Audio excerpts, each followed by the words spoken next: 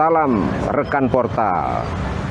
Pada saat ini saya sedang mengambil gambar di Kota Lama Semarang.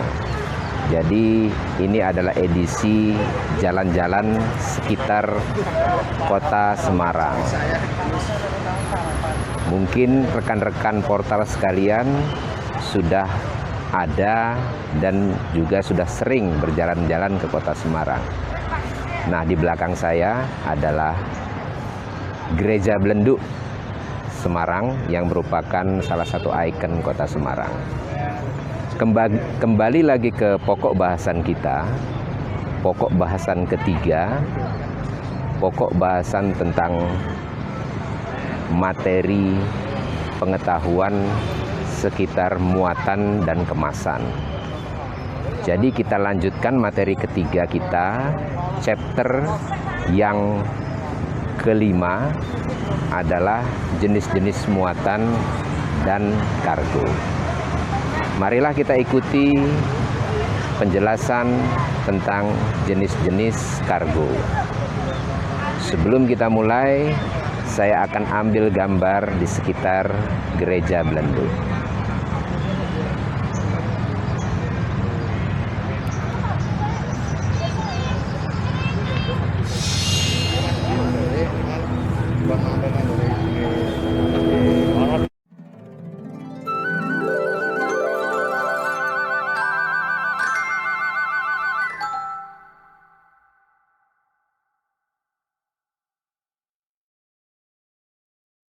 Bismillahirrahmanirrahim. Materi yang ketiga, muatan dan kemasan.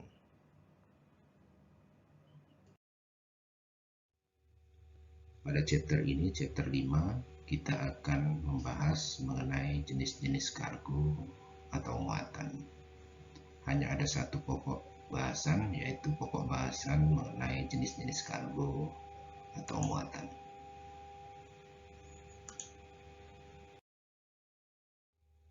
Jenis-jenis kargo atau muatan dapat dikelompokkan berdasarkan yang pertama adalah berdasarkan sifat dan wujud atau keadaan barang. Kemudian yang kedua dapat dikelompokkan berdasarkan keberagaman jenis barang. Selanjutnya yang ketiga dapat dikelompokkan berdasarkan karakteristik pemuatannya. Yang keempat dapat dikelompokkan berdasarkan jenis pembungkusan atau kemasannya. Kemudian yang kelima juga bisa dikelompokkan berdasarkan storage faktornya. Nah, marilah kita lihat masing-masing jenis kargo berdasarkan pengelompokannya tersebut. Jenis kargo berdasarkan sifat dan wujud atau keadaan barang. Yang pertama adalah wet cargo atau muatan basah. Contohnya seperti BBM, minyak sawit, metanol, oli, liquid natural gas atau LNG, dan lain-lain. Nah, seperti contoh pada gambar 1 di bawah ini adalah wet cargo berupa minyak sawit. Kemudian yang kedua, dry cargo atau muatan kering, yaitu misalnya tepung, tembakau, semen, besi baja, dan lain-lain. Seperti contoh pada gambar 2 adalah dry cargo berupa tepung gandum yang dimuat dalam palka kapal. Jika nomor 1, wet cargo minyak sawit ini dari kapal kemudian melalui pipa dimuat ke dalam truk tangki. Kemudian yang ketiga, clean cargo atau muatan bersih. Contohnya raw cotton, ya. Kemudian tekstil, elektronik, mesin, dan banyak lagi yang lainnya. Nah, contohnya seperti gambar 3 di bawah ini, ya, clean cargo berupa raw cotton yang diangkut, ya, dengan menggunakan truk.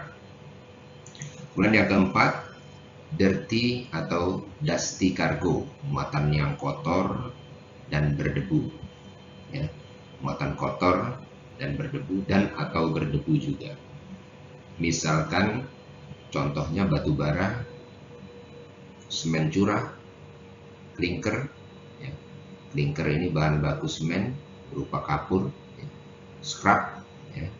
Scrap ini besi-besi bekas. Jadi besi-besi bekas ini selain kotor juga terkadang berdebu, ya.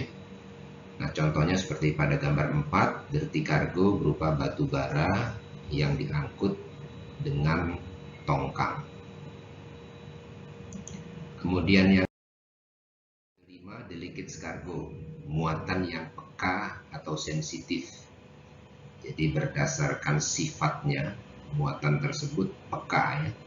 Peka terhadap apa? Peka terhadap gangguan-gangguan dari eksternal, ya. Misalkan suhu, kemudian kotoran-kotoran, ya, kontaminasi dari eksternal. Misalkan tepung, gula, beras, kopi, kedelai. Nah, itu muatan yang peka, karena kalau terkontaminasi karena sifatnya adalah bahan makanan, ya, tepung, gula, beras, kopi, sehingga dia sangat peka dari kotoran-kotoran atau kontaminasi dari luar. Nah, contohnya seperti pada gambar 5 di bawah ini, clean cargo berupa tepung terigu yang dikemas dengan sak, ya, jumbo bag, ya, jumbo bag atau sak. Kemudian yang keenam, odorous cargo, muatan yang berbau menyengat, ya. Ini juga karena sifatnya, ya, sifat dari muatannya yang berbau menyengat. Contohnya seperti amoniak, cuka, kopra, bungkil sawit, ya. Sehingga pada waktu pelaksanaan kegiatan pengangkutan atau bongkar muatnya cukup mengganggu, ya, mengganggu dalam artian menyebarkan bau yang sangat menyengat. Nah, contohnya seperti gambar 6 di bawah ini, odorous cargo yang berupa bungkil sawit, ya. Bungkil sawit ini juga mempunyai bau yang menyengat. Kemudian yang ketujuh, refrigerated cargo, muatan dingin atau muatan beku, ya. Contohnya, ya, buah-buahan dan sayuran kalau akan diangkut dalam waktu yang cukup lama pengangkutannya sehingga dia memerlukan pendinginan, ya. Mungkin tidak perlu beku, tapi memerlukan pendinginan. Kemudian es krim, ya, tentunya kalau es krim ini membutuhkan pendinginan dan juga beku, ya, sehingga dia tidak rusak pada waktu diangkut dalam jangka waktu yang lama. Kemudian juga organ tubuh manusia, ya, untuk pendonor, misalkan kalau pendonornya berbeda kota atau dalam jarak yang cukup jauh, sehingga organ-organ tubuh ini perlu didinginkan atau bahkan perlu dibekukan, ya, supaya tidak rusak, ya. Nah, contohnya seperti gambar 7 di bawah ini, refrigerated cargo, ya, berupa buah pisang, ya, yang di packing dalam kotak-kotak karton yang diberi ventilasi, yang kemudian dikemas lagi ke dalam peti kemas berpendingin. Kemudian yang ke-8, dangerous cargo atau muatan yang berbahaya, ya. Bahan peledak, bahan beracun berbahaya, kemudian kembang api, ya. Kemudian senjata, ya,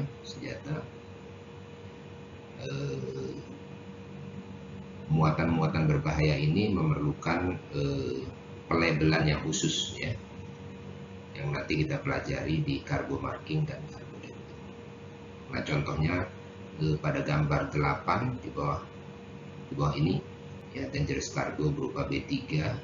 Dalam penanganannya juga para pekerjanya yang menangani juga memerlukan pakaian khusus ya, pakaian dan masker serta pelindung khusus ya, sarung tangan, kemudian pakaian, kemudian juga masker ya, dan juga goggles ya, goggles atau kacamata pelindung.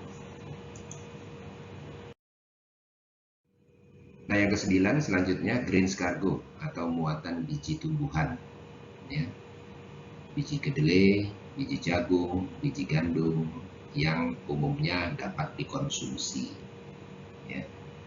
Jadi ini juga masuk ke dalam delicate cargo atau muatan yang peka atau sensitif. Jadi muatan biji tumbuhan tentunya juga umumnya dapat dikonsumsi, tapi tidak semuanya bisa dikonsumsi. Mungkin ada beberapa biji-biji tumbuhan yang diperlukan tidak untuk konsumsi ya, tapi untuk kepentingan mungkin medis ya.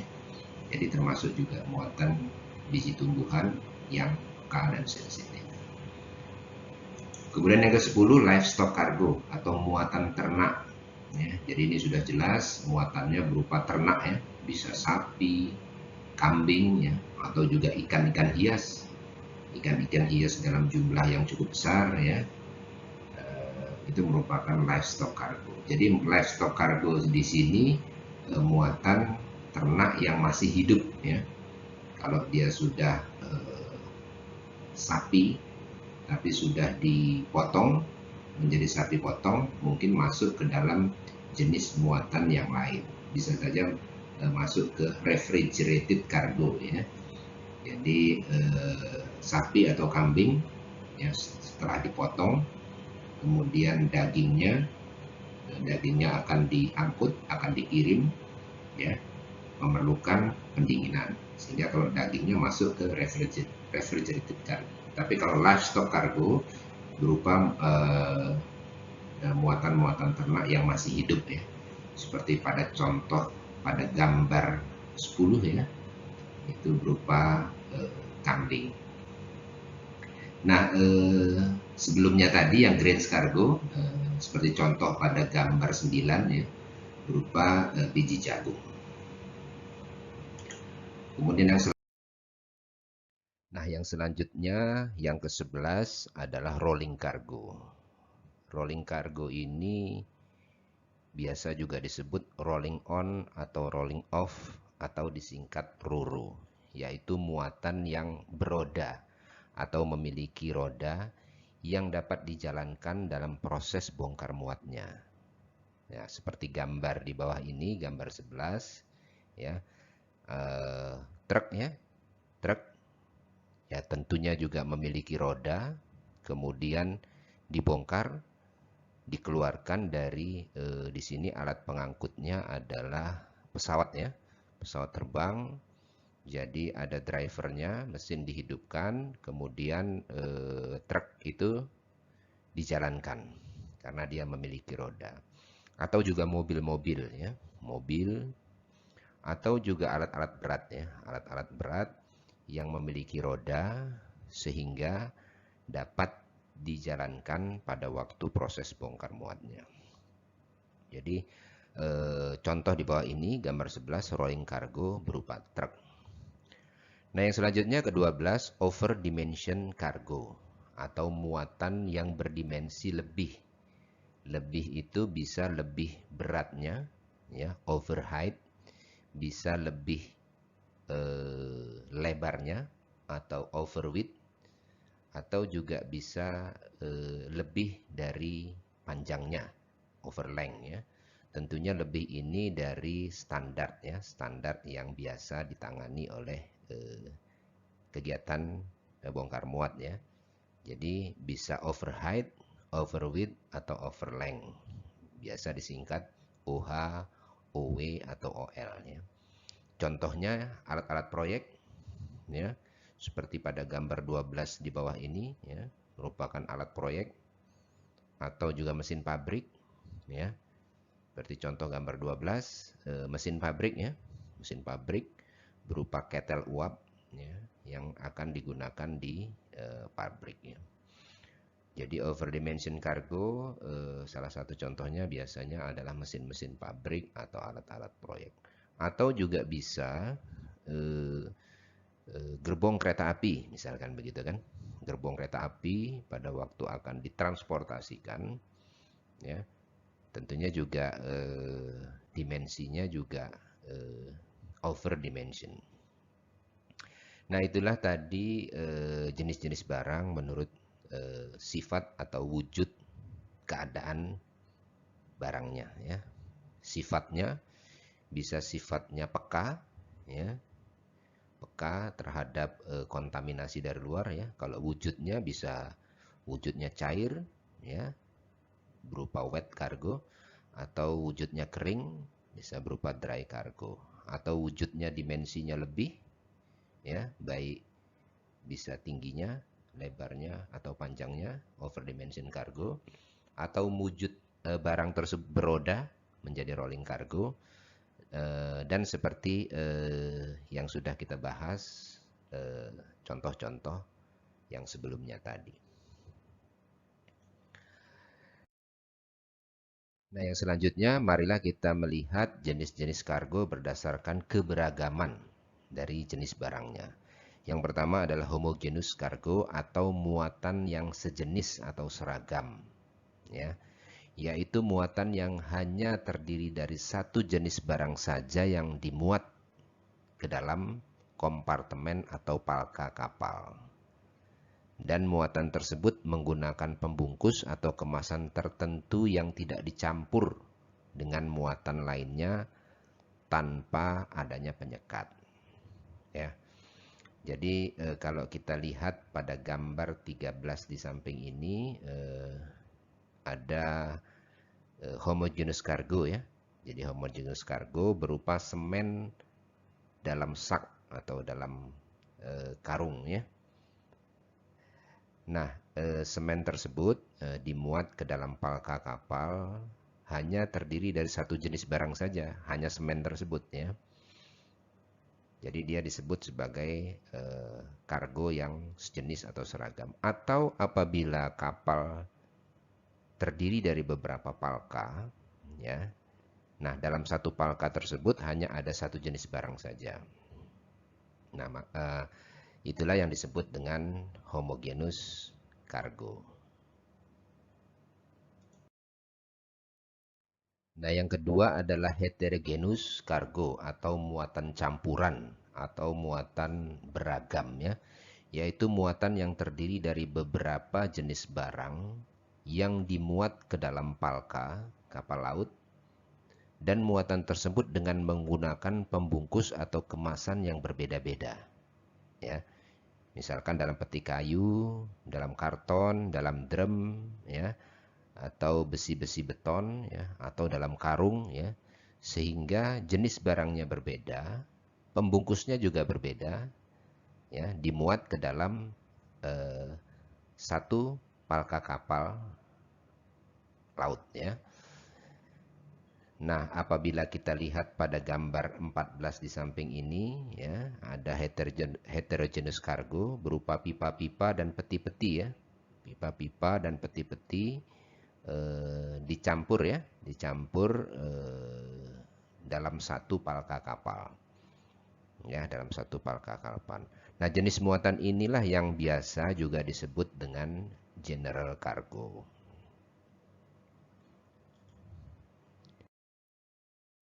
Nah, selanjutnya coba kita lihat jenis-jenis kargo berdasarkan karakteristik pemuatannya.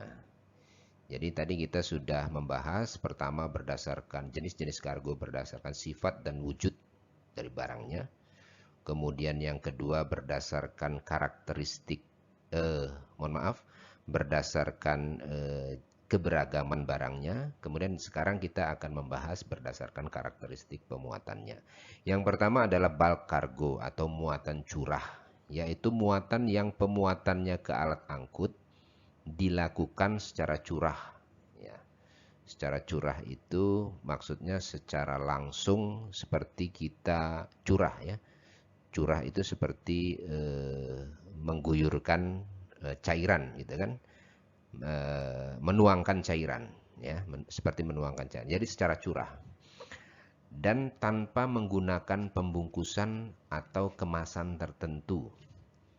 Oleh karena itu, pengangkutannya melalui laut menggunakan kapal khusus pengangkut muatan curah atau bulk carrier ship yang memiliki tangki balas samping atau wing tank untuk mengatur stabilitas kapal ya. Karena dia muatannya curah ya, tanpa kemasan, apalagi dia kalau curah cair ya, sehingga apabila dimuat di kapal karena dia cair sifatnya dinamis, bisa berpindah-pindah, bisa berpindah ya, bergeser kanan kiri ya, ke kanan ke kiri pada waktu diangkut ya, apalagi kalau menggunakan kapal laut ya. Pada waktu kapal tersebut terhantam ombak ya, tentunya juga muatan ini akan bergeser-geser ke kanan ke kiri tanpa pembungkusan, sehingga kapalnya pun memiliki tangki balas samping untuk mengatur agar kapal tetap stabil. Nah, beberapa jenis muatan curah ya. Pertama adalah liquid bulk cargo, muatan curah cair atau curah basah. Ya. Tentunya yang diangkut adalah jenis-jenis barang yang wet cargo ya, liquid bulk cargo. Nah, secara curah, jadi pemuatannya ya secara langsung ya dituangkan ke dalam kapalnya, bisa menggunakan umumnya menggunakan pipa-pipa ya. Contoh-contoh kargonya ya minyak bumi, minyak kelapa sawit, termasuk juga liquid natural gas. Nah, apabila kita lihat pada contoh gambar di samping ini, gambar 15, ya, liquid bulk cargo atau LNG yang diangkut dengan kapal tanker ya, tanker LNG atau tanker ini juga disebut bulk carrier ship ya, bulk carrier ship. Nah, kemudian yang selanjutnya dry bulk cargo, muatan curah yang kering ya. Seperti batu bara, kopra, garam, semen, ya, biji-bijian tumbuhan ya. Nah, apabila kita lihat pada gambar 16 di bawah ini, dry bulk cargo berupa biji gandum ya. Proses pemuatannya seperti ya dicurahkan ya. Tapi di sini alatnya menggunakan grab ya. Menggunakan grab. Jadi semacam alat untuk mengambil gitu ya,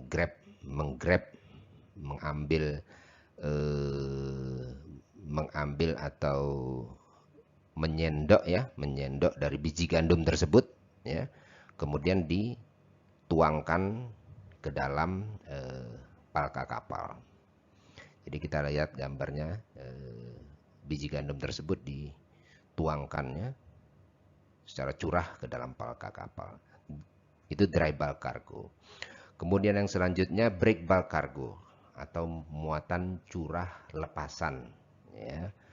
Muatan curah lepasan di sini bisa berupa kayu log, tiang pancang, beton, pipa-pipa, termasuk juga rolling cargo dan livestock cargo. Ya. Jadi kalau kayu log ya disebut break bulk cargo. Nah, proses pemuatannya tentunya tidak bisa dicurahkan ya, tidak bisa dicurahkan. Jadi beberapa kayu log itu langsung dimasukkan ke dalam palka kapalnya. Ya. Tapi secara prinsip bahwa dia dilakukan pemuatannya secara bersamaan, sehingga dia juga bisa dikategorikan sebagai barang curah ya. Tapi masuk dalam jenis barang break bulk cargo ya.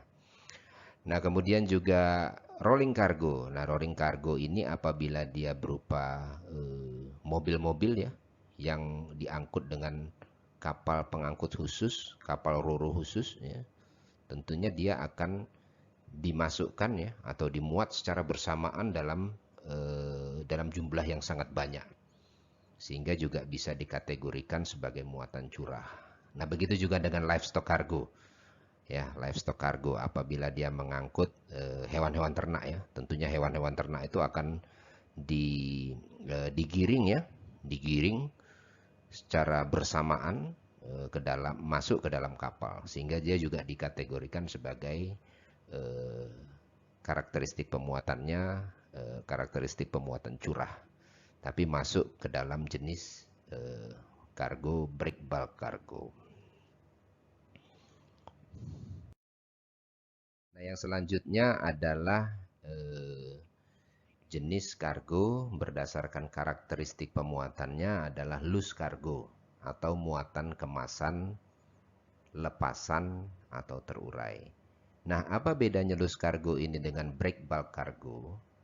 Jadi kalau loose cargo, muatan tersebut memiliki kemasan. Tapi kalau break bulk cargo, muatan tersebut tidak dilakukan pembungkusan atau kemasan terlebih dahulu. Jadi dia dimuat atau pemuatannya tanpa kemasan. Sedangkan loose cargo, muatan yang pemuatannya tidak dalam satu unit kesatuan, tapi lepasan atau terurai ya. Tapi dia menggunakan pembungkusan atau kemasan tertentu, baik kemasan tersebut bersifat homogenus ya, satu jenis, atau heterogenus, beberapa jenis. Nah, coba kita lihat pada gambar di bawah ini ya. Pada gambar 18 terdapat loose cargo homogenus ya. Jadi ada kargonya bisa berupa, mungkin di sini bisa berupa semen ya. Nah, semen tersebut dikemas dulu, dibungkus dulu dalam bag ya, dalam jumbo bag, dalam bag. Nah, kemudian baru dimuat ke dalam palka kapal, tapi secara terurai, tidak dilakukan satu unit kesatuan dulu baru dimuat. Ya.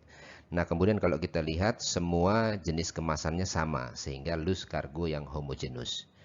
Nah, pada gambar 19, gambar di sampingnya ada loose cargo heterogeneous. Jadi di situ terdapat beberapa jenis kargo ya, dengan beberapa jenis kemasan ya, dijadikan satu di dalam palka ya. Sehingga dia terdiri dari beberapa macam kargo, sehingga disebut loose cargo heterogeneous, dan juga tidak dilakukan satu unit kesatuan dulu baru dimuatnya, sehingga dia lepasan atau terurai. Nah, loose cargo heterogeneous ini juga yang biasanya disebut sebagai general cargo. Nah, yang ketiga, jenis kargo berdasarkan karakteristik pemuatannya ya. Kalau tadi break bulk ya, tanpa kemasan, kemudian loose cargo dengan kemasan tapi tidak dalam satu unit kesatuan. Nah, yang ketiga adalah unitized cargo, muatan unitisasi ya. Muatan unitisasi atau dalam satu unit kesatuan. Yaitu muatan yang dibungkus ya atau dikemas dengan kemasan tertentu. Kemudian pada waktu dimuat, dia dikelompokkan terlebih dahulu, atau disatukan terlebih dahulu, atau disusun terlebih dahulu dalam satu unit kesatuan. Ya. Sehingga kecepatan, keamanan, dan pengawasan muatannya menjadi lebih mudah dilakukan.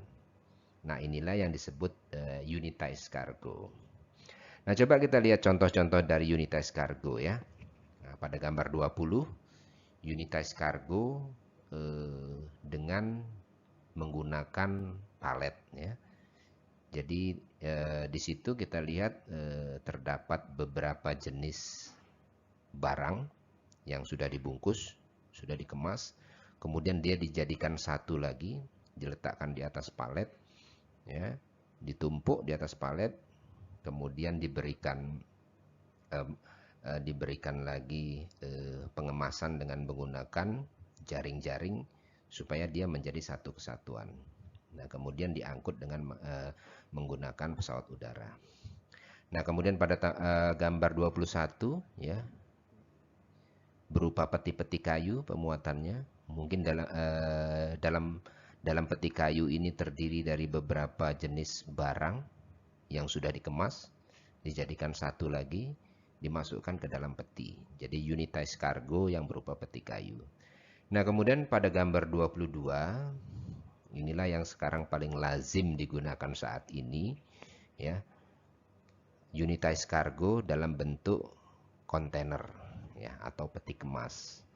Jadi peti kemas bisa dimuat, ya, ke dalamnya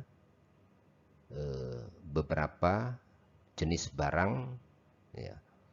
Jenis barang setelah dikemas, dibungkus, dimasukkan lagi ke dalam peti kemas. Sehingga peti kemas ini juga merupakan unitized cargo, ya, yang sekarang paling lazim digunakan.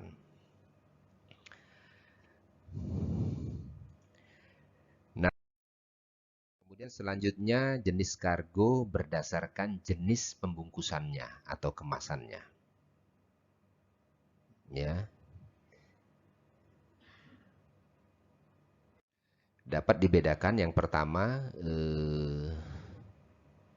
berupa sak, ya, atau bag, atau in bag, atau karungan, ya.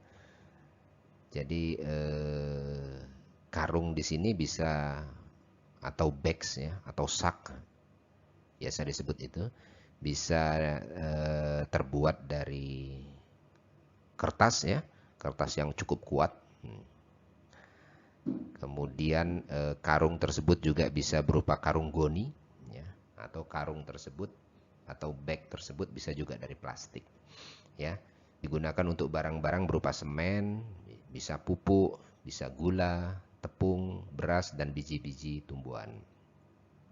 Nah, contoh pada gambar 23 muatan sak karungan, ya, untuk semen. Nah, kemudian yang kedua, bals, ya, jenis kargo bals atau muatan bal-balan. Bal-balan di sini bukan bola, ya. Jadi muatan dalam satu bal, ya. Jadi muatan tersebut digulung, ya, atau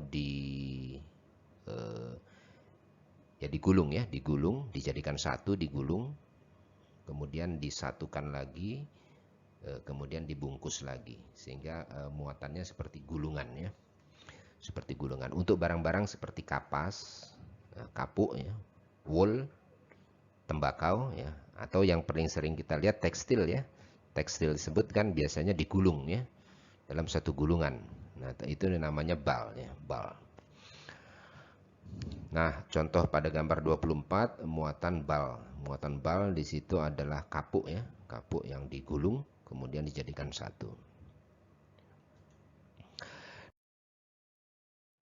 Nah, yang selanjutnya adalah yang ketiga, jenis muatan barrel atau drum. Jadi muatan dalam tong atau drum. Diaplikasikan untuk muatan cair seperti oli, BBM, anggur cair, dan lain sebagainya. Jadi barrel biasanya terbuat dari kayu, sedangkan drum terbuat dari besi, plastik, atau cardboard, ya, karton yang kedap air. Nah, seperti kita tahu, seperti kita lihat pada gambar 24 di bawah ini, jadi itu adalah muatan barrel, ya. Jadi tong yang terbuat dari kayu biasanya digunakan untuk muatan-muatan cair, ya, anggur cair disimpan dalam tong yang terbuat dari kayu. Nah, kemudian oli atau BBM, ya, bisa menggunakan tong yang terbuat dari besi, ya. Kemudian drum dari karton, ya, bisa juga diaplikasikan untuk muatan-muatan seperti butiran-butiran, ya, seperti butiran atau biji-bijian, ya. Bisa saja menggunakan drum dari karton karena dia bersifat kedap air. Nah, kemudian yang selanjutnya plastik shrink wrapping atau muatan bungkus plastik yang ketat, ya. Biasanya diaplikasikan untuk barang-barang elektronik, ya. Kalau kita memberi barang-barang elektronik biasanya terbungkus dalam bungkus plastik yang ketat, kemudian dikemas lagi dengan kotak karton, ya. Nah, kemudian juga apabila kita pergi menggunakan koper, membawa koper untuk bagasi, ya, supaya koper itu aman, kita simpan di bagasi, kita lakukan dulu pembungkusan dengan bungkus plastik yang ketat, ya. Atau juga bisa digunakan untuk makanan dan minuman. Seringkali kita lihat makanan dan minuman, ya, di toko-toko swalayan, ya, dilakukan dengan pembungkusan dengan bungkus plastik ketat, ya. Bahkan sisa-sisa udara yang ada dalam bungkus plastik itu bisa dikeluarkan, ya, sehingga bisa divakum, sehingga bahan makanan atau minuman yang ada di dalamnya itu bisa lebih tersimpan lama, ya, bisa lebih awet.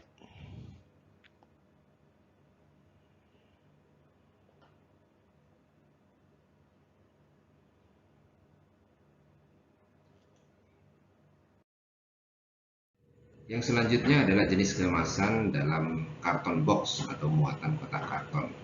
Jadi ini seringkali kita lihat untuk barang-barang yang seperti rokok, mie instan, biskuit, atau makanan-makanan kalengan. Seperti gambar 26 di bawah ini, muatan kotak karton sudah seringkali kita lihat, ya. Bisa digunakan untuk biasanya untuk mie instan, ya, mie instan, kemudian makanan-makanan ringan, ya. Kemudian juga rokok, kemudian juga bisa untuk barang-barang yang sifatnya cair tapi telah dibungkus dulu dengan plastik, kemudian dimasukkan lagi ke dalam kemasan karton box. Nah, selanjutnya jenis kemasan kerat atau case, muatan kerat kayu. Peti kayu ini tujuannya untuk melindungi muatan di dalamnya, ya. Apabila muatan di dalamnya mudah rusak atau mudah pecah, ya. Kemudian juga bisa digunakan untuk mesin-mesin yang tidak terlalu besar, ya. Kemudian juga bisa digunakan untuk minuman dalam botol, ya. Bisa juga digunakan untuk buah-buahan karena kerat kayu ini tidak tertutup rapat sehingga masih ada ventilasi udara sehingga bisa digunakan untuk buah-buahan. Nah, apabila digunakan untuk kaca atau mesin-mesin, biasanya juga digunakan kertas-kertas, ya, potongan kertas atau plastik-plastik pelindung, ya, untuk melindungi barang-barang yang ada di dalam peti kayu tersebut agar tidak mudah rusak atau pecah pada waktu diangkat atau diangkut. Nah, yang selanjutnya, yang ketujuh adalah kontainer atau muatan peti kemas, ya. Jadi kontainer ini merupakan salah satu jenis kemasan, ya. Dan apabila kita lihat juga tadi telah kita bahas bahwa kontainer itu adalah salah satu bentuk unitisasi kemasan, ya. Jadi muatan peti kemas atau kontainer ini dapat diaplikasikan untuk hampir seluruh jenis barang karena memiliki berbagai macam tipe yang sesuai tipe dan ukurannya yang sesuai dengan jenis kargo yang akan diangkut, ya. Nah, dan juga dengan ukuran, ya, ukuran yang standar, ya. Jadi standarnya ini ada beberapa jenis, ya. beberapa jenis ukuran yang standar. Nah, pada gambar 27 peti kemas dengan standar ukuran 10 feet ya. Kemudian juga ada peti kemas pada gambar 28 dengan ukuran standar 20 feet. Kemudian juga ada peti kemas dengan ukuran standar 40 feet ya. Dengan ukuran-ukuran yang standar inilah ya, jadi peti kemas bisa sangat fleksibel ya, sesuai dengan jumlah atau volume barang yang akan diangkut. Nah, yang terakhir jenis muatan berdasarkan stowage factor. Apa itu stowage factor? Stowage factor adalah besarnya ruang muatan atau cargo hold yang efektif di dalam meter kubik ya, dalam meter kubik yang dapat digunakan untuk memadati atau menampung muatan seberat 1 ton. Ya. Jadi ruang muatan di dalam alat angkut dalam meter kubik yang bisa menampung muatan seberat 1 ton. Nah, berdasarkan stowage factor, maka dapat dibedakan 3 jenis muatan. Pertama, heavy cargo atau muatan berat, yaitu muatan yang mempunyai stowage factor lebih kecil dari 1,114 meter kubik per tonnya. Jadi kurang dari 1,1 meter kubik beratnya sudah melebihi sudah 1 ton ya, sudah 1 ton. Jadi kurang dari 1,1 kubik beratnya sudah hanya dapat menampung 1 ton ya. Contohnya semen, besi, timah, plat baja atau batu marmer dan juga yang lainnya. Kemudian yang kedua, light cargo atau muatan ringan. Nah, kalau muatan ringan ini stowage faktornya lebih besar dari 1,1. Jadi lebih besar dari 1,1 ya. 1,114 meter kubik dapat menampung 1 ton. Contohnya beras, plywood, tepung, tapioka, tekstil dan lain-lain. Kemudian yang ketiga, kargo yang muatan standar atau standar kargo, yaitu muatan yang mempunyai stowage factor sama dengan 1,114 meter kubik per tonnya. Ya, contohnya bahan-bahan kosmetik ya, kemudian papan ya, papan kayu, yang tentunya juga papan kayu ini bukan papan kayu yang sifatnya heavy ya, heavy cargo. Nah, coba kita lihat beberapa contoh muatan berdasarkan stowage faktornya. Ini saya dapatkan dari Wikipedia ya, dari Wikipedia. Nah, contoh muatan biji besi yang pertama, ya, stowage faktornya adalah 0,4 meter kubik per ton. Karena dia lebih kecil dari 1,1 ya, stowage faktornya, sehingga dia masuk ke dalam muatan berat. Kemudian juga minyak mentah. Di sini ada minyak mentah berat dan ada minyak mentah ringan ya. Minyak mentah berat stowage faktornya 0,95 meter kubik per ton, sehingga dia masuk ke dalam muatan berat. Nah, minyak mentah ringan pun stowage faktornya 1,07 ya. Jadi dia masih lebih kecil dari 1,1 meter kubik, sehingga dia juga masuk ke dalam muatan berat. Nah, coba kita lihat lagi di bawahnya ada peti kemas ya. Peti kemas stowage faktornya 1,6 sampai 3 meter kubik per ton. Karena dia lebih besar dari 1,1 sehingga peti kemas masuk ke dalam jenis muatan yang ringan. Nah, itulah tadi kita sudah membahas beberapa jenis muatan atau kargo.